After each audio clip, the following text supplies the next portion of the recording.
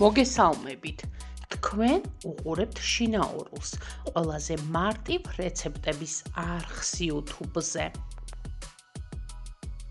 დღეს მოვამზადებთ შინდის მურაბას, რომელიც განსაკუთრებულად მიყვარს, არის ძალიან არომატული და გემრიელი. შინდი გავრეცხოთ, სურვილისამებრ დავჩხვლიტოთ. 2 კილოგრამი შაქარი და 500 მილილიტრი წყალი ავადუღოთ.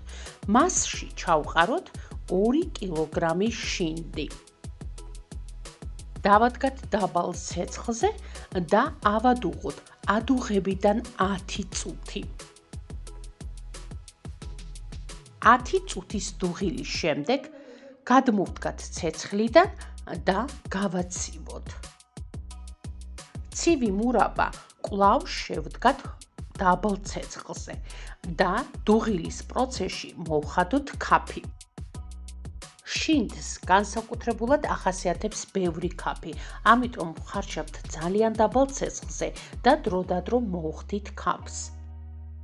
შინდი ვადუღოთ დაახლოებით ადუღებიდან 40 წუთი.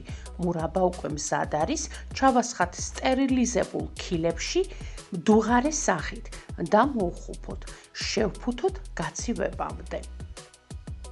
არომატული და გემრიელი შინდის მურაბა მზად არის.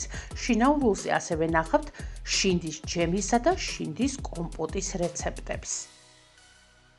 არხზე არის ასევე ალბომი კონსერვები, სადაც უამრავი კონსერვის რეცეპტია. დღეს ამით გემშვიდობებით.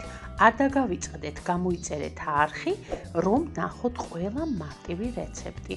მადლობა, რომ გვიყურეთ. მომავალ რეცეპტამდე.